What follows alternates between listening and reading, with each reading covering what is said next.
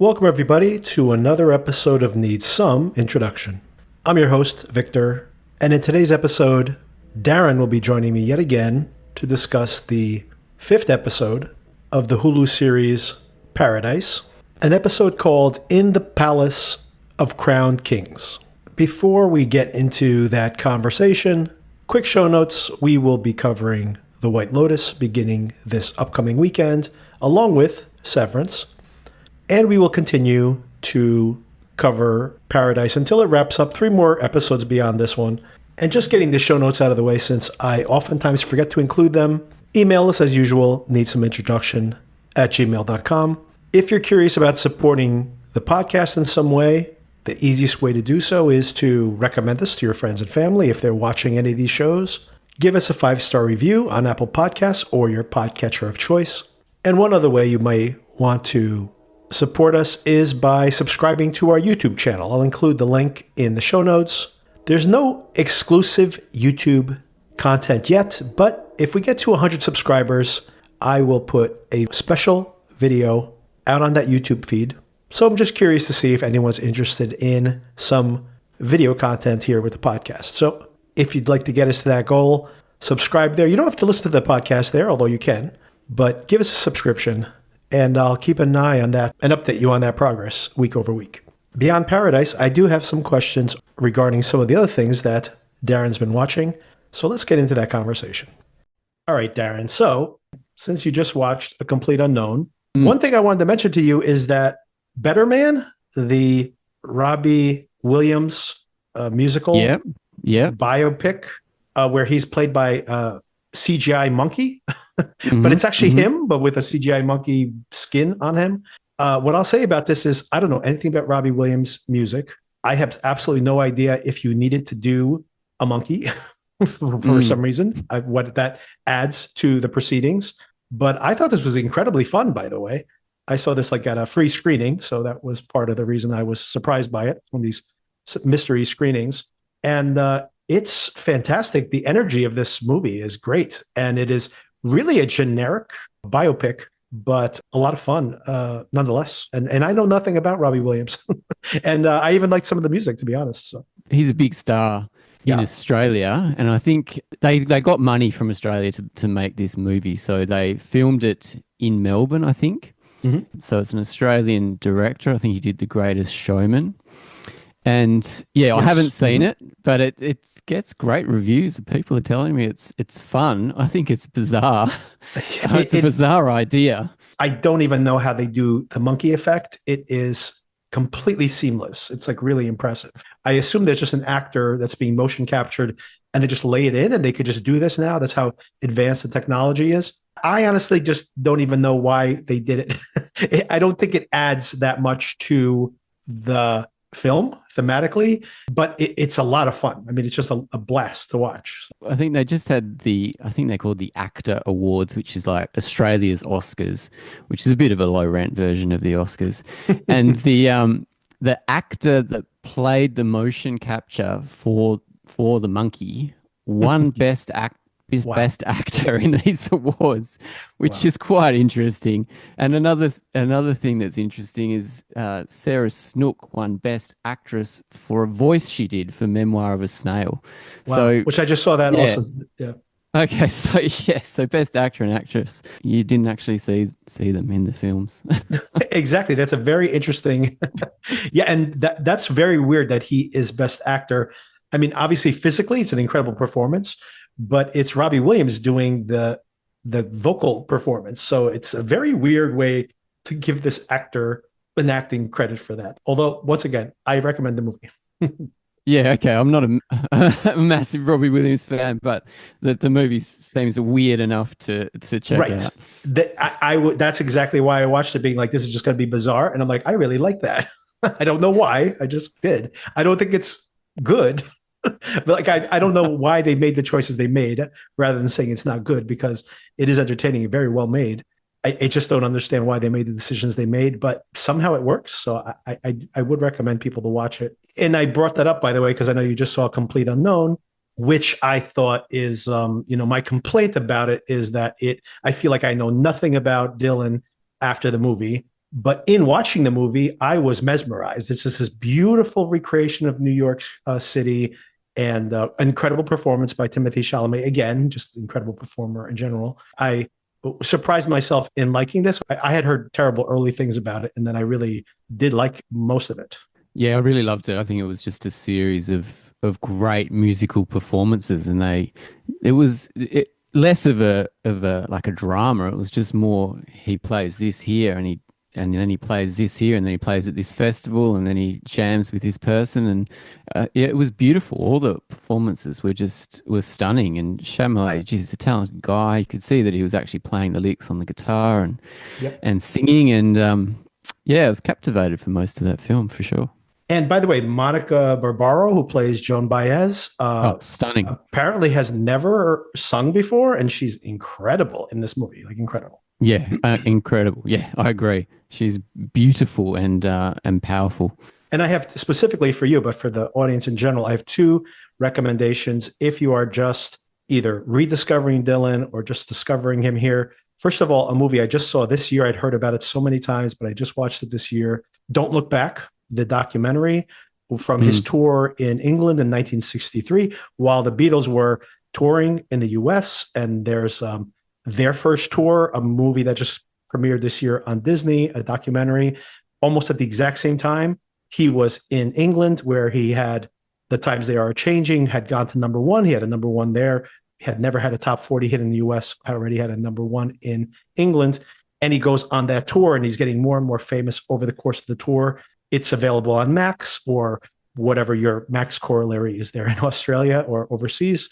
But it is easily available, and it is absolutely incredible. And to see Bob Dylan at 21, I think he is, and he is so utterly a contemporary person.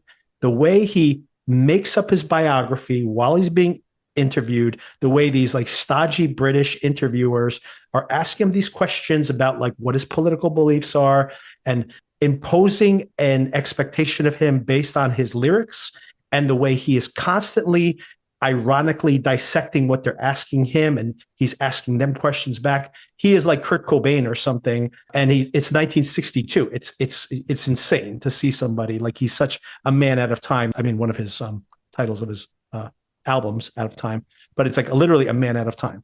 And it's fascinating to see this guy who's so he's obnoxious as hell, by the way. In my review of this on Letterboxd, I said he's an incredible person. If I actually hung out with him for a weekend, I definitely would have punched him in the face at some point. But at the same time, you know, he did write some incredible songs when he was only 20 years old. So it's a really amazing documentary. I saw that in film school a long time ago, and I think it's made by a famous documentary filmmaker whose name escapes me, but it is considered one of the best fly on the wall documentaries ever made. And yeah, I'd actually really like to watch that after seeing A Complete Unknown. Yeah, I think you'll have an appreciation of it. I'd seen most of it when I was younger. Now I can appreciate it a little bit more, but definitely seeing it almost that there is some overlap with this period in time that they're exploring. And yeah, so the other thing I was going to mention is, and where is this available? This is on Hoopla and on Canopy and on quite a few places. So this is probably pretty easy to stream. It's Todd Haynes' movie from 2007 called I'm Not There. Have you ever seen this? I don't think I have, no. I found this movie extremely frustrating at the time. It is a biopic about Dylan. Each segment has a completely different visual language. It's in a different style of movie. It has a different color palette. Some of it's in black and white. Some of it's shot in 16 millimeter. These performances, all covers, by the way, the music is beautiful. And I have the soundtrack, even though I didn't appreciate the movie in its day. This incredible covers of Dylan songs. Dylan is played by Kate Blanchett in one segment, by Christian Bale in another segment, by Richard Gere, by Heath Ledger, at different, Ben Whishaw, who I know you like as an actor, at each one of these different segments of his life that are correlates to like famous documentary footage. So it's quite a technical exercise. And what it is since Dylan is so unknowable, it's almost as if we take him at his face value for each one of those albums when he reinvented himself, that he is that person in that period of time. And it's kind of like our relationship with celebrity and how we can never really know somebody. And when I saw this movie in 2007, I found it very frustrating because you can't get a handle on Dylan, which is kind of Dylan's thing, but it also was frustrating as a movie watching experience. But what I say now is I rewatched it and it's almost like a complete unknown, which is such a straightforward type of biopic, almost needs this more abstract film. So I feel like they make each other better in a way. So I do recommend check them out. It's a really cool film, especially as a counterpoint to a much more straight ahead docudrama like this. And just to see those huge actors playing that role sounds pretty interesting too. Oh, and wait till you hear the musical covers. Like this, it's not the actors that are performing. It is famous musicians. The lead singer from like My Morning Jacket, for example, sings one of his songs. And it's like these contemporary artists doing these covers of Dylan. And the soundtrack is incredible. It's fantastic. Yeah, that sounds very cool. Yeah, so check that out if you did like A Complete Unknown, which I also recommend. Oh, and then something you might want to watch this week on Apple TV, very different. On Valentine's Day, we get Anya Taylor-Joy and Miles Teller in this horror sci-fi movie called The Gorge. Have you seen the trailer for this? I've seen the trailer and that makes me feel like I've seen the whole film. And from Scott Derrickson, though, this is the only reason I agree that this trailer is terrible. But I like these actors and I like this director. So I'm hoping they are trying to sell me a generic version of a movie that hopefully is not that. So we'll have to wait and see. I like the director. Yeah, I saw The Black Phone, which he did recently, and I thought that was a pretty cool movie that stuck with me. So, okay, I've got faith as well. And it's a cool idea. I like those actors too, but geez, the trailer just goes on and shows every beat. Oh, and of course, one more musical thing I forgot to bring up to you that you might want to see on Disney, I think, premiering this week. This just played at South by Southwest, is Questlove's documentary about Sly from Sly and the Family Stone, or basically Sly and this Family Stone, and of course, Sly himself. That is coming out on Thursday, I believe. So I'm a big fan of Sly. I've really become more of a fan of his in just the past couple of years. So very much looking forward to this documentary as well. Another musical documentary for anybody who's interested in. And Questlove did a documentary last couple of years, didn't he, about the concert, in Harlem, in Harlem, yeah. That's an interesting documentary as well. I got to say that as much as I loved seeing the music in that, I thought the documentary, which got these rave reviews, I thought it didn't do enough. I didn't get enough out of the documentary element of it, other than the presentation of it, which I thought was wonderful. It was his first film, so all is to say that I'm curious to see what he'll do next, and I've heard very good things about this one as well. So very curious. And he's, obviously a huge music fan, so very informed on all things Sly. And Sly has a really interesting biography as well. So that should be very interesting material. And so that's coming out this week. I'll be watching that as well. All right, Darren. So episode 5 of Paradise. In the Palace of Crowned Kings. I had never read this Byron poem, which is basically this whole episode is framed around. Do you have any familiarity with this poem at all? Oh, long time ago. I think I did some romantic poetry at university, but not much of that has stuck with me.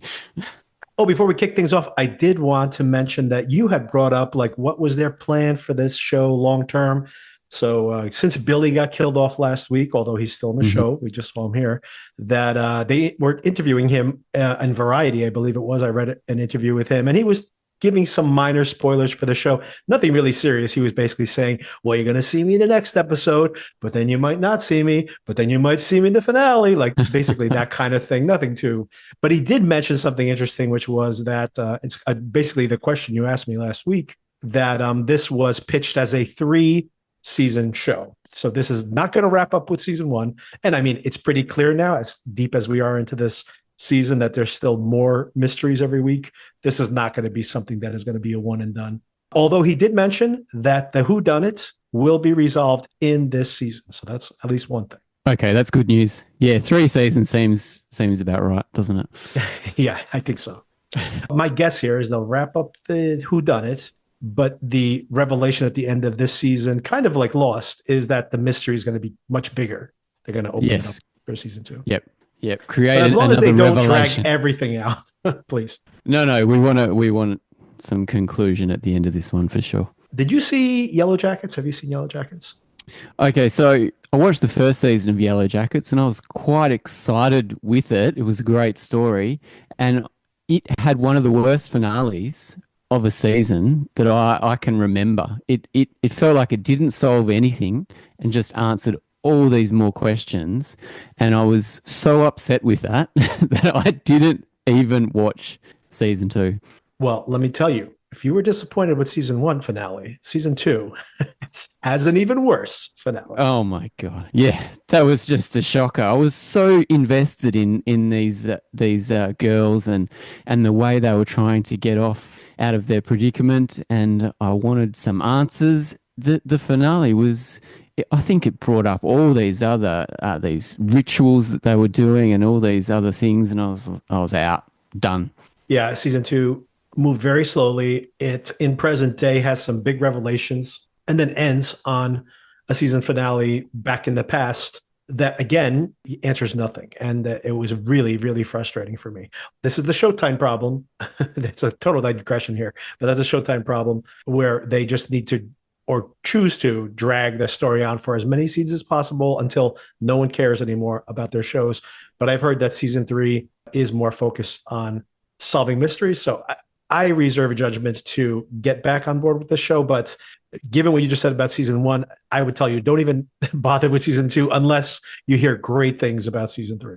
Right. Yeah. Okay.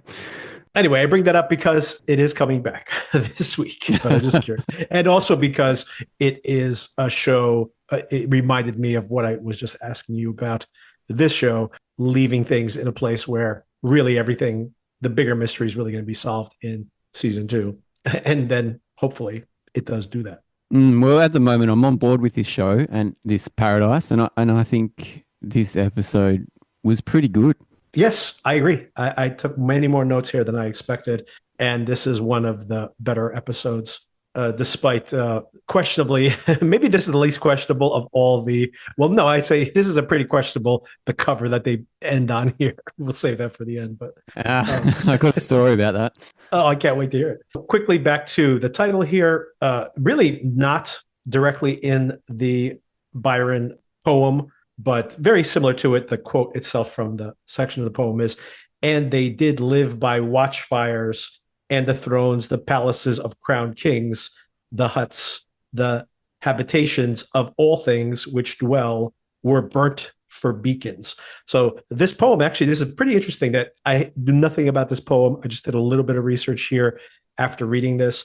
But this is actually takes place in a very famous point in time. This is the summer he spent with Mary Shelley and John William Polidori.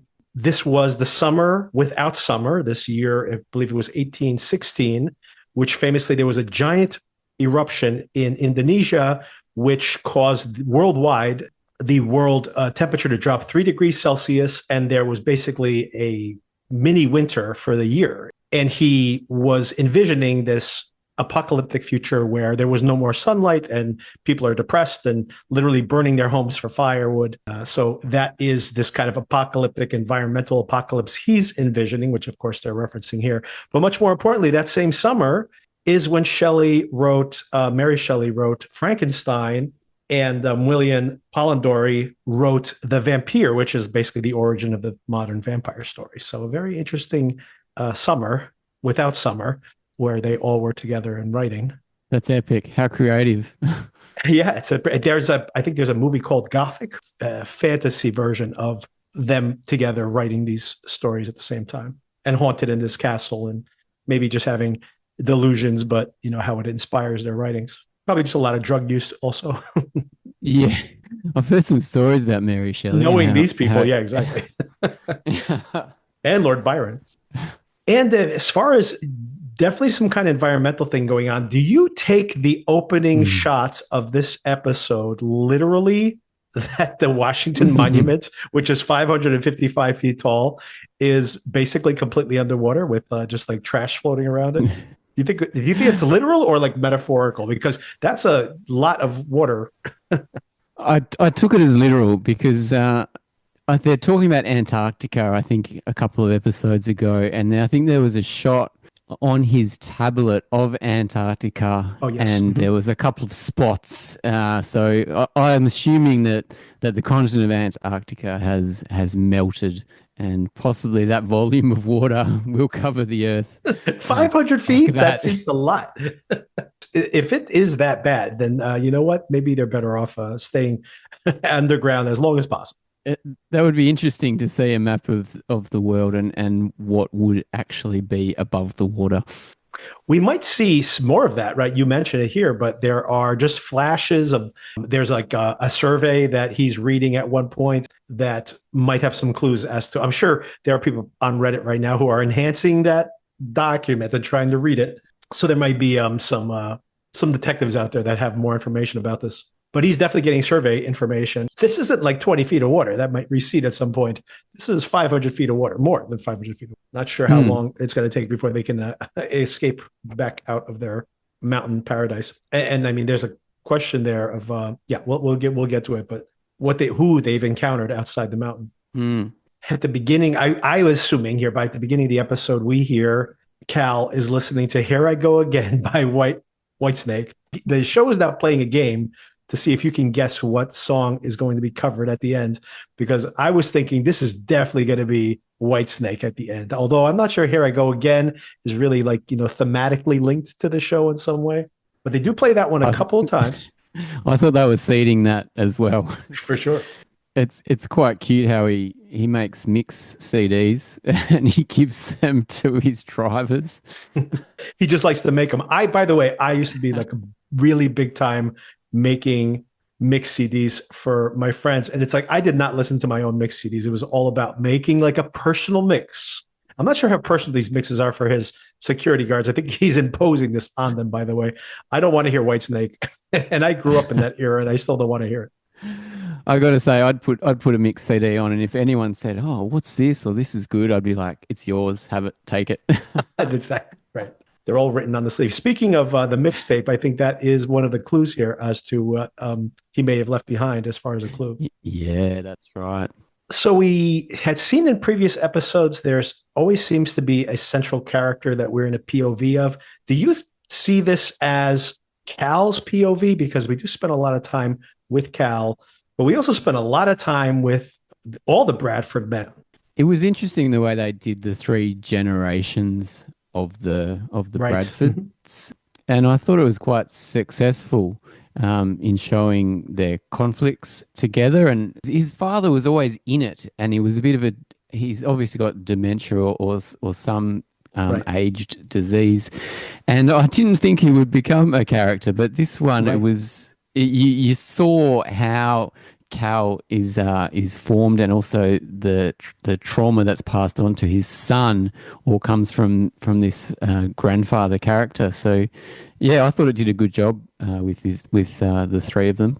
Yeah, I thought that this was the best episode that the show's had because it is, maybe unless I missed it previously, this was the only episode I can remember out of these five that has a central theme that it's interested in, which is the way that the imposition of one generation onto the next gets perpetrated, and you actually see it from one generation to the other, and you see the resentment like growing from one generation to the next, and how the grandfather doesn't really seem to really acknowledge this until it's too late, and then that there is an interesting symmetry there where the grandson and the grandfather get to make their peace with the absent Cal figure by like role playing for each other. So it's a really interesting dynamic that they played out there. It's kind of funny the way they see this very early on.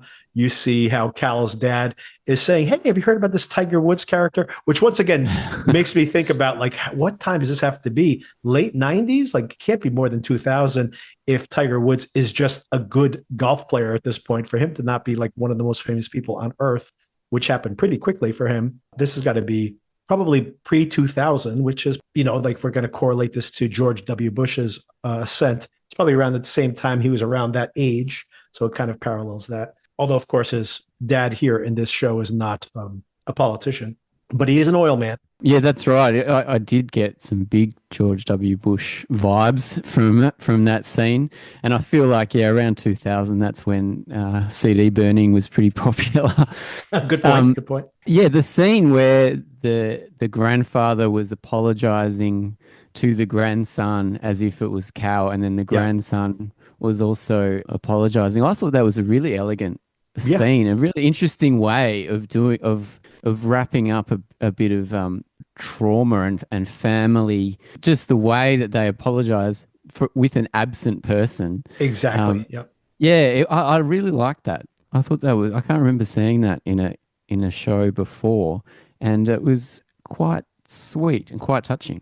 Yeah, I thought that multiple scenes here work really well in that regard, in that central theme about this kind of toxic masculinity and how that is perpetuated, this expectation of the father onto the son. It also kind of bleeds over. You see how Cal's father is unable to tell him, I have respect for you, or I was admiring of you. But then you also see how Cal is unable to tell Robinson that he has actual feelings for her. So it's showing it pretty elegantly, like you mentioned, this how this is perpetuating from generation to generation. And yeah, I have not seen anything like that either. I thought that was really well done, how they were able to square that circle and simultaneously give the resolution of those two characters and then drawing attention to the absence at the same time is, I thought, very well done. Yeah, for sure. In that first conversation between Cal and his dad in the flashback, I do like the fact that he's just like, I'm not going to let you just grow up to be like an English teacher. You're not going to be some slacker like that. And it's just like, which of course is exactly what his mom was, right? So it's like kind of belittling her, this person that he supposedly greatly admires at the same time. But that's not the right kind of job for a great man. No, with such a strong name. He needs that strong name, not like a name like Jeremy, which apparently he's named after the Pearl Jam song. I don't know if I would name my kid after Jeremy, given what the what's going on in that song. Yeah, not the most uplifting, is it? That's either. I mean, I'm not even sure how you interpret it. It's either a school shooting or a suicide. I'm not sure which one, but either way, not a good role model for my kid. Well, he did turn out to be a bit of an artsy muso, so We'll see. Maybe the grandfather was right the whole time. Maybe that's the real the lesson of this show. There's a lot of filling in the blanks here and seeding new characters, discovering new characters here as well. I had cut this out of the recap, our first conversation, because I was really confident that that guy who walks out in the very first episode and says to Xavier, like, nice day for a run or whatever. This actor is actually not Michael Emerson. I was wrong. It's actually Richard Robichaud, who he's like one of those guys. You see him as a character actor in multiple TV shows. The character's name is Carl, by the way. But as random as it is, I now suspect that he is the killer. and I am only basing that on the fact that we spent time with him this week. And of course, it turns out that he's involved with something else as well. But we met him in the first episode. And if this is Agatha Christie rules, like the nice lady who's outside watering her lawn saying, look, oh, Detective Poirot, come look at my flowers. She turns out to be the murderer. So I think this guy is the murderer based on nothing other than Agatha Christie rules. so he's the neighbor with the dog. To be honest, I didn't clock him in the first episode. Yeah, you literally see him for 1 second. He just waves at him from his doorstep. He only showed up for that one moment in episode 1, but here he is back and bigger than ever. And he's got a dog, and apparently no pets allowed. Yeah, is not allowed. But he has no stress about having a pet. And maybe the camera that's being installed in the light post not only looks at Xavier, but maybe is looking at him as well to make sure he's on track. Do you have a theory as to, I mean, other than just maybe just resources, but no pets, no ducks, right? No, no ducks. It's a weird rule because on the one hand, it's like, okay, we only have enough food for people, theoretically, but animals could be food, theoretically, right? You could. What they do have a lot of, and that is alcohol. There are scenes of drinking in almost every scene of this episode. Everyone drinks. Everyone drinks whiskey. There's drinking beer. They better have a brewer or a distiller in this facility because they are going through it like nothing else. Maybe that bartender does that as well. That's why he's so popular. It's unbelievable. Jeremy seems to think that he's going to run out of alcohol someday. So maybe Cal was killed by another alcoholic who thought that he was hoarding all the alcohol. That's right. Yeah, so the Bradford family, yeah, they're alcoholics all the All of way them, yeah. down. It's Yeah, his dad's drinking first thing in the morning. getting around in the bathrobe. Carl, though, we find out he works at the tower, which controls the sky. And we actually see this effect, right? The sky's too sunny today. It's not a summer day. This is the day for the president's funeral. So, of course, let's make it a little more somber. And they just add some clouds. Yeah, that's right out of the Truman Show, isn't it? They Yeah, had a very exactly. similar control room that could, yeah, manipulate the weather. Yeah, and Carl hacks that system by the end, right? To put a message up. Yeah, uh, yeah, it's a cool ending to this episode. I quite liked the message. So you could project anything up there. Uh, so they've got their watches that give them alerts to when the funerals are on, when the town meetings are on. But you could just put a message in the sky, and everybody would get it That's as right. well. Just be like, hey, it breaks the illusion though. Like, to It suddenly have like certainly that. does. You're just like sitting at home. It's like, hey, we're gonna televise the entire funeral on this roof of the sky. It's like, Yeah, that's it. it's a little depressing. Well, the Super Bowl was just on. It'd be a good way to watch the Super Bowl. You can watch it like that. Exactly. Get in the park outside and look up. Not as cool as the golf room, right? Where they have the different locations where like Presley just wants to hang out there and just be at Pebble Beach just to hear the birds and to hear the water and pretend she's somewhere else. Since they don't have any ocean or any kind of wind. So the relationship between Presley and Cal's son is coming to the fore as well. And I'm thinking that she was in the house the night Yes, of the for murder. sure. Yeah. And she wanted to say something to her father at the end of this episode, but he interrupted her. Yeah, she's got a lot of explaining to do to Dad soon. Yeah, it wasn't just a game of Wii with Billy. That's right. But then, what I had speculated on last week that she might have even been in the house, but the rest of my theory that maybe her and the son, it doesn't seem like it would have been both of them. That's the odd thing about it, because the son seems to be ignorant to her movements in the house that night. And then that she ended up with the tablet. Pretty strange circumstance. Yeah, I feel like this episode really did take a turn for the home straight. The mystery is almost not as important. We're led to believe that Sinatra is behind everything, and now we're just rushing toward an ending, which is quite interesting. They spent 4 episodes setting it all up. Where's the Right. mystery? And then this one, Xavier, he's certain that Sinatra's behind everything, and he's just going for it. Yeah, and I'm pretty sure that Sinatra is responsible for a lot of things, obviously, as we see here, but I don't think she killed Cal, although she still looks like very guilty in this particular episode. It's too obvious, isn't it? Yeah, it would be too obvious. She seems surprised by Cal's death, and even when she is alone or with other folks. So she does seem to be surprised by that. But of course, she's also very interested in where the tablet is, and how that ended up in Presley's hands is it's a big question mark, obviously. So she's got it under her bed. That's Yeah. what she was looking for. Yeah, okay. And she takes off with it there at the end, or she's recovering it there. In the flashbacks, by the way, we have a few of these actually over the course of this episode, but we do see the 3 Bradford men all together. Cal wants to hang out with Jeremy and wants Jeremy to watch Rocky 3. We could just cut straight to Eye of the Tiger, which of course we do by the end of the episode. And Jeremy's just like, nah, thanks, Dad. I've got a son, and I'd like to watch a few movies with him. And when you set something up like that and you're really excited, they're just not interested And at they all. could care less. They could care less. To be honest, I don't think Rocky 3 is one of the better Rockies. I mean, at the time, though, it was a really big deal. I mean, Rocky is head and shoulders above all the others. And I have watched that with my son. Rocky 4 is pretty bad, by the way. Rocky 3 is a masterpiece compared to Rocky 4. Okay, Rocky 4, that's a very guilty pleasure of mine. It's so funny to compare Rocky 1 to Rocky 4, by the way. The distance that series has gone at that point. And they're interrupted. By the way, the son Jeremy already starts giving it like hard to his dad and calling him out on his alcoholism as well.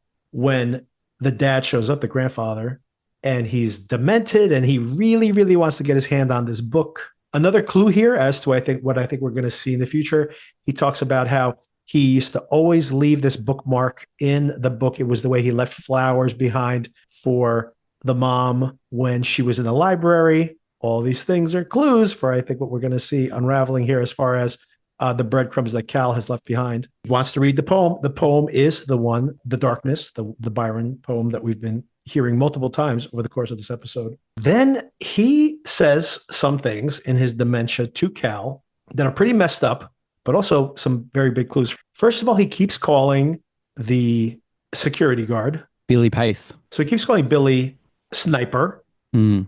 He says this to Cal. He says that you were always weak. You couldn't do it on your own. That's why they had to get the sniper. And then those four, or you thought they were lost at sea, they did that right under your nose. Mm. The wheels start spinning here, right? So a few things we got to unpack this a little bit.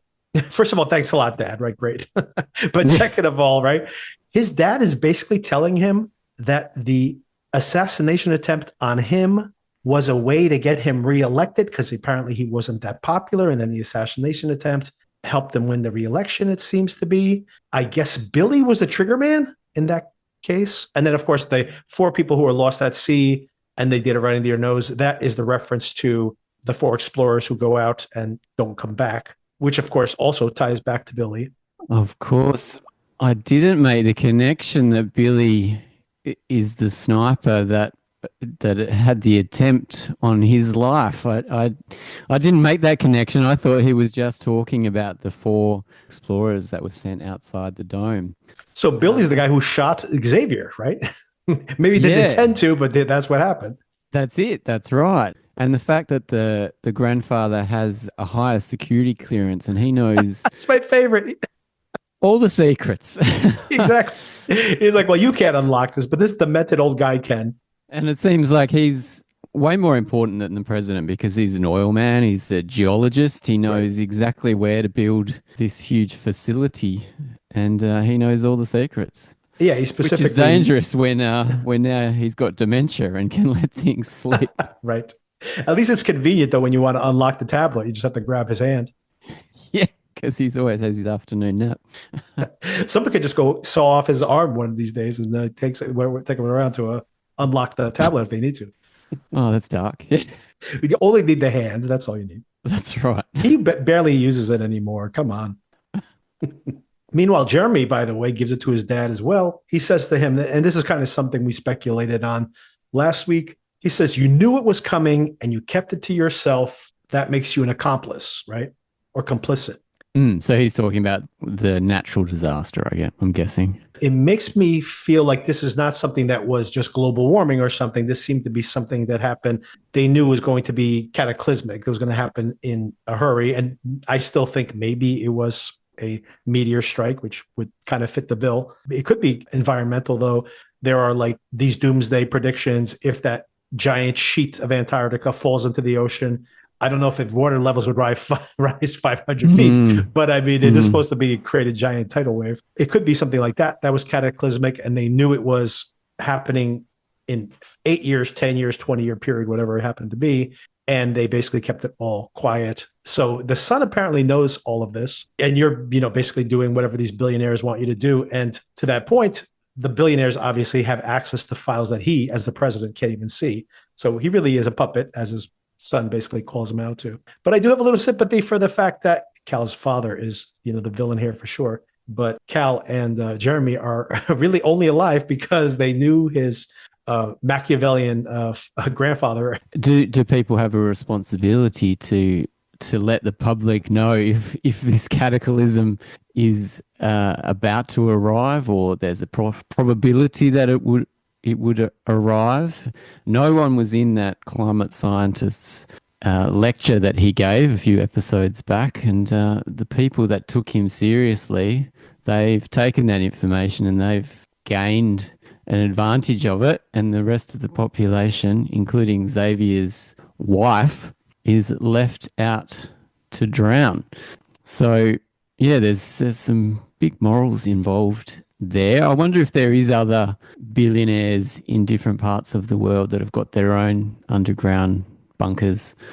Once again, not dissimilar from what we're seeing right now, right? Where these billionaires have all their private islands with their private security systems and their underground bunkers. waiting for the apocalypse to come, and they will, they'll have their nice little resort areas with their friends and families, and the rest of us will be eating each other for food, apparently. That's epic. I just saw something in the news. They've got this new nuclear-powered mega yacht that they're looking to build in, I think, Sweden or Norway or something. And yeah, this thing looks amazing. How do you get a ticket on those? Yeah, definitely something that could sail for many, many years without any supplies needed. And no matter how high the water level is, apparently. That's right. Even 500 feet high. Yeah, run into the monument like that aircraft carrier looks like it has. They can sunbathe on it. Meanwhile, back in present tense, after the funeral, we see Robinson and Xavier gets together. Robinson says they sent DNA samples from that room, but they never even made it to the lab. So who would have the power to do that? Who could it be? Yeah, that's not much of a mystery. They only had... They have her framed in the background, by the way, Sinatra in the doorway. Yeah, they don't have many DNA facilities down there. If they don't make it to the lab, they've got no chance. Well, you can't murder people without guns. So, of course, they don't need any DNA labs for investigation. That's right, the guns. So there was a conversation, a flashback. Cal wanted to show his girlfriend slash sexual partner where the guns are stored. So he wanted to take her shooting so she could feel more at home.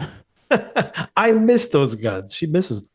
Well, she has every right to be a little angry at him here. She is basically proclaiming that this is more serious to me than you're making it out to be. And he gives her the cold shoulder. He's just like, well, this is still in an inappropriate relationship. You got to get out of here. And then, of course, that night when he's been abandoned by everybody, including his son, he calls her back. And that's when she's just like, you know what? I can't do this anymore. And he's like, I got guns. And she's like, maybe I will stick around.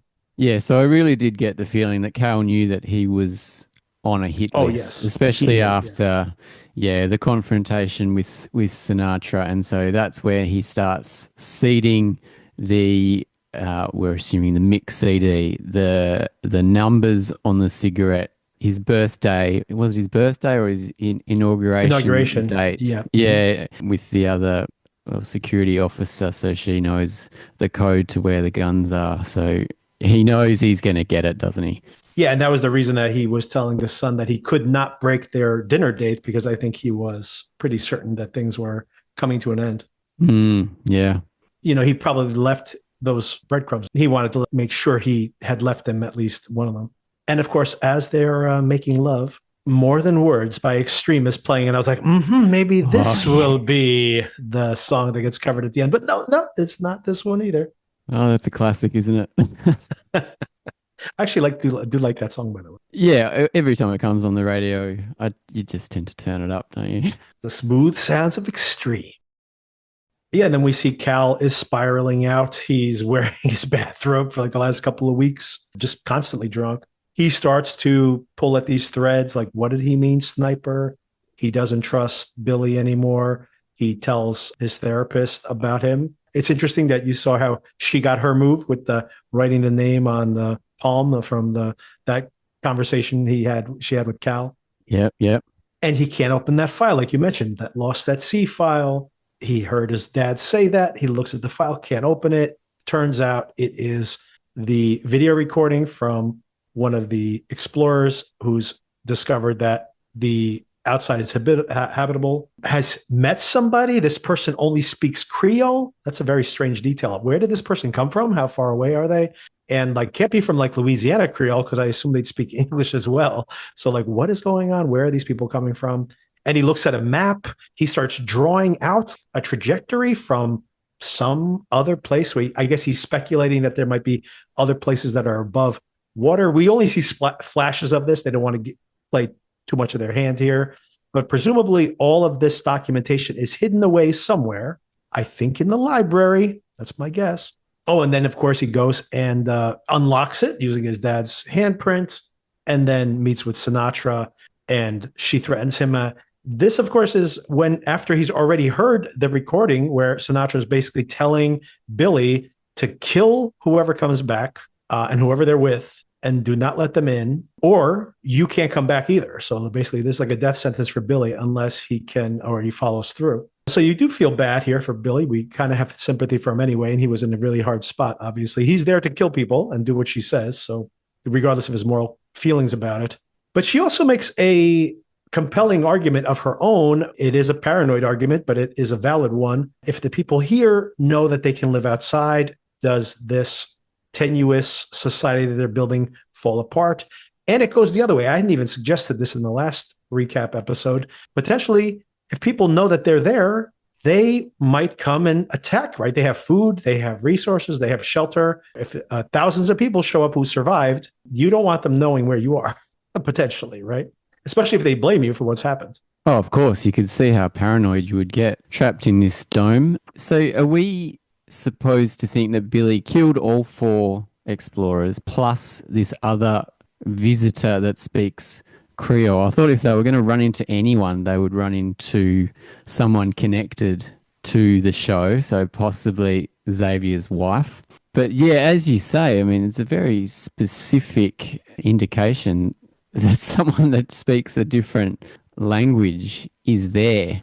And surely that's going to be important later on. As soon as I hear that there's somebody with her, I was thinking, oh, this must be the wife, unless she's pretending as a cover that she doesn't speak English because she doesn't know what these people's intentions are. And maybe it is Xavier's wife, because I agree, like the obvious choice would be to bring Xavier's wife, and then that's the big twist at the end that she shows up. But if this person's speaking Creole, and like I said, they're not from Louisiana Creole because they could speak at least some English if they live down there. They came from one of the island nations. So that's, thousands of miles away, and obviously would not be Xavier's wife. But I wouldn't be surprised if, to your question, are all 4 of them dead? We don't have any indication that all 4 of them are dead. Some of them may still be out there or just haven't come back or found another way back in, or Carl and some group of insurgents are helping them out. Like, there's obviously there are people inside that know more,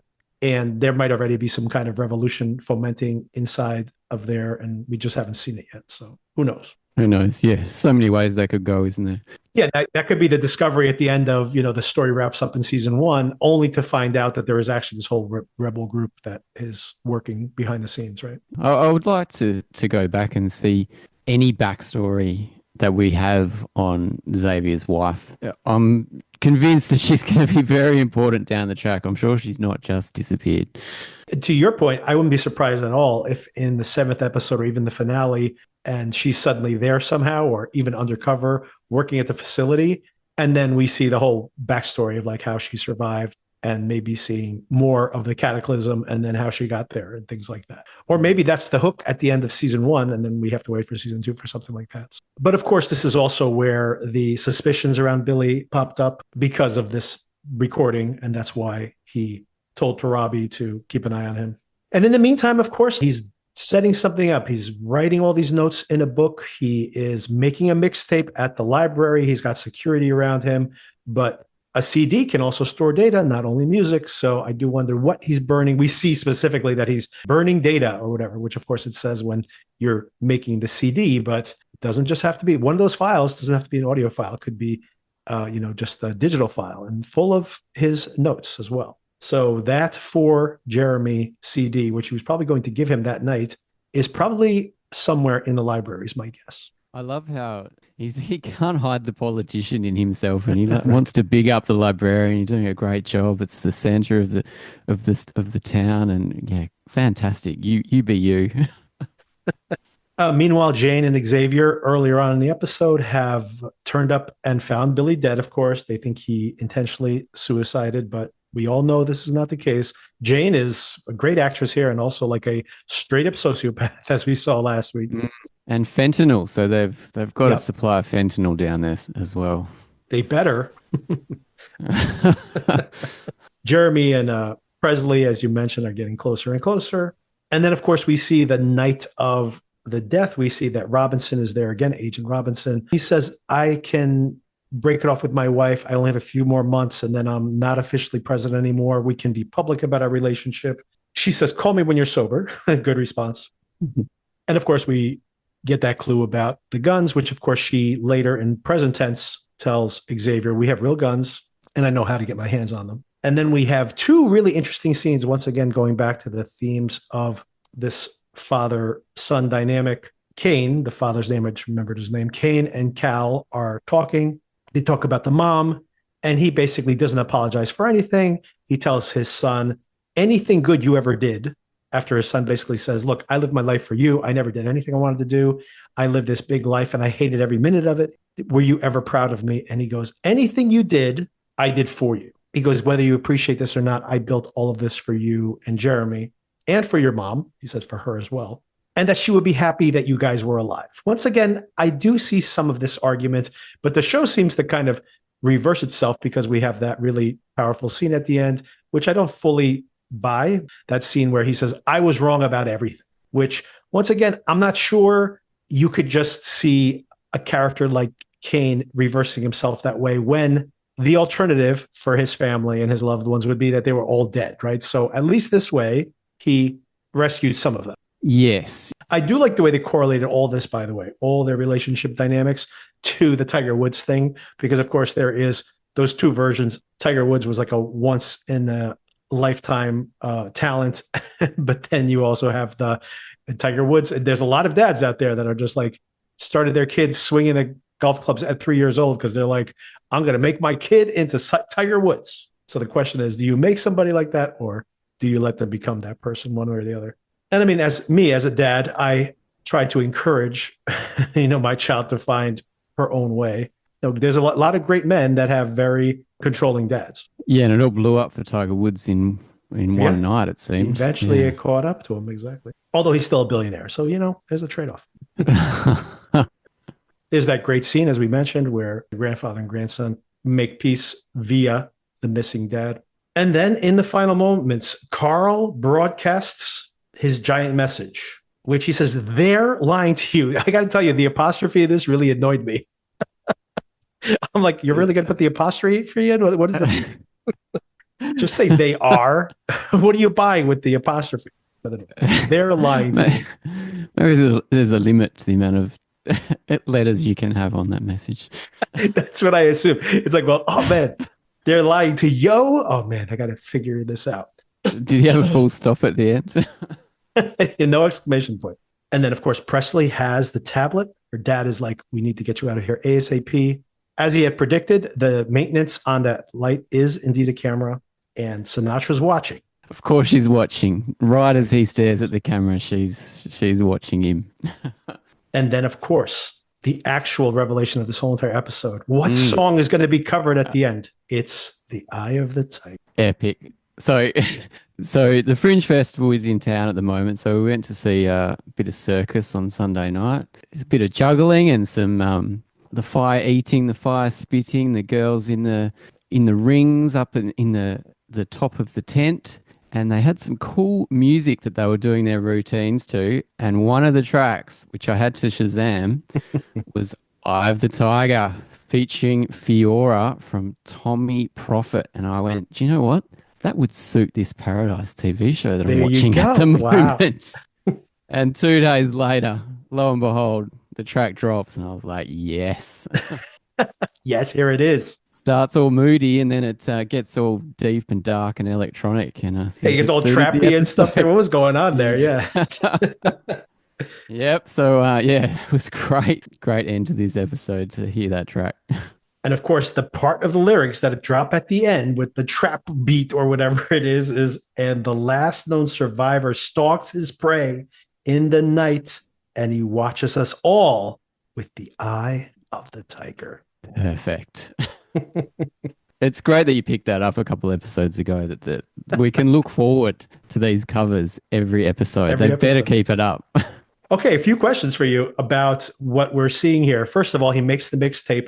Are these the songs on his mixtape, do you predict? Yes, they have to be. Brilliant. Yeah, right? Of course has they to are. be, right? Yeah. Yeah.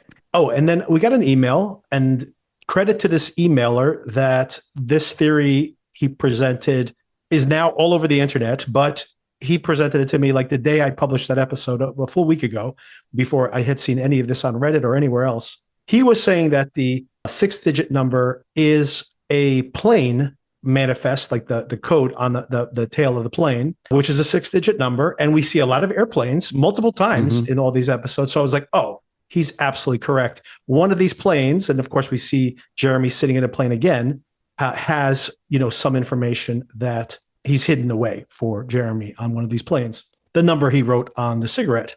I was all on board with this theory, but I have a different theory now. This is a Dewey Decimal number. The first 3 numbers, 812 and Dewey Decimal, is American literature.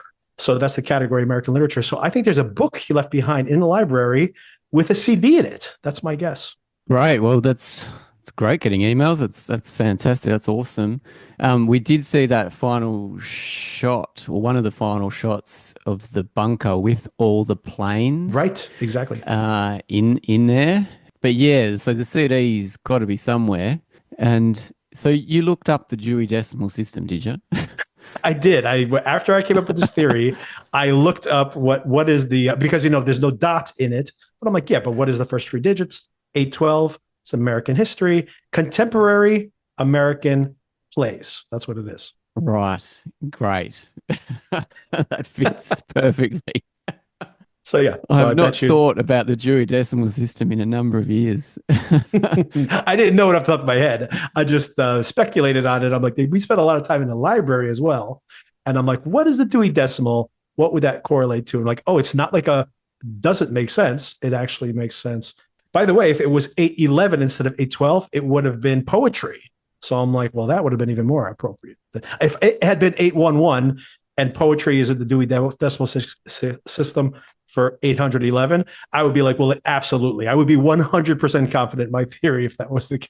But given the fact that we're reading poems in this very episode. So if it's American literature, then it's got to point to a specific book that Jeremy has CD. An affinity with. Yeah. I would assume whatever that book is, it would have to have some connection. And I believe that we'll find the CD in there. And then even if someone pops in the CD, it probably will play music. So they'll be like, oh, he just left him a mixtape. But I bet you there's something else on that CD as well. Yeah. They were talking about James and the Giant Peach, but that's not American literature. And that was a different son. Neither is Byron, by the way, not American. So maybe I would have been wrong about that poetry thing anyway. But still. Yeah. And they're going to open a can of worms here, but I'll give you a minute to talk about this if you want to, which is the most recent episode of Severance. So this is the ice one, isn't it? Yes. Stuck in the ice. Yeah, it was great. I think my wife, she lost it a bit with it.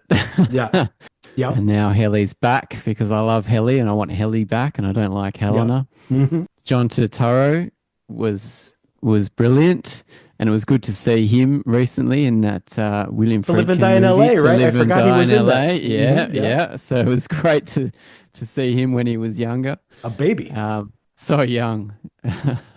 Yeah, I enjoyed listening to your and Sona's recap of it, and I kind of feel like I think her reaction is a bit mystified. Not sure whether I liked it or not. It's pushed the story forward. So yeah, love Severance. My wife is in kind of the same boat where she's just like, I don't know if I need to know any more about the noisy masturbation of the Cure brothers. But I feel like the show always pulls you back in because those last moments are absolutely incredible. And man, yeah. I mean, Turturro just giving another incredible performance again. One thing that I think you guys alluded to, which I think will happen, is Dylan. So his wife, when the innie met Dylan's wife, I think she's gonna fall in love with innie Dylan. Yeah. And she's not interested in outie Dylan anymore. Because innie Dylan's so adorable. And I think she can see that. She'll be like, oh, this could be the person I'm with. Yeah, that's the one she wants to be with. And the fact that, Sona brought it up again in this episode when we were discussing it. Very interesting that the wife does not discuss this at all with the husband, right? Like this would be like conversation number one for any spouse, any couple that has a normal relationship, and maybe they don't. No, it's personal to her. She's not going to betray the innie's secrets and emotions to the outie. All right. So more Severance this week. Two big premieres, the Yellowjackets, which I may or may not watch. I keep talking about this show, which I may not even be watching. So it was popular when we covered here on the podcast. So many of you out there, I'm sure, will be watching it. So I'm just letting you know it's out there. The Gorge, we'll be watching that. I'm very curious. I'm a fan of Erickson. And we'll see if it's worth it or not. The Black Phone 2, by the way, if he misses here, Black Phone 2 is coming out this summer. So he has another crack at the bat. So very curious to see how that one turns out. A very, very busy week, by the way, of releases. Awesome. I didn't even mention Captain America's coming out this week too, which I'm probably not going to watch, but anyway, it's coming out. That's this week, is it? Yeah, okay. Yeah, if I got, I might check it out, maybe. Yeah, I mean, I will inevitably watch it at some point. I don't know if I'm going to run out to watch it, though. Red Hulk, I don't know. Red Hulk, someone likes that.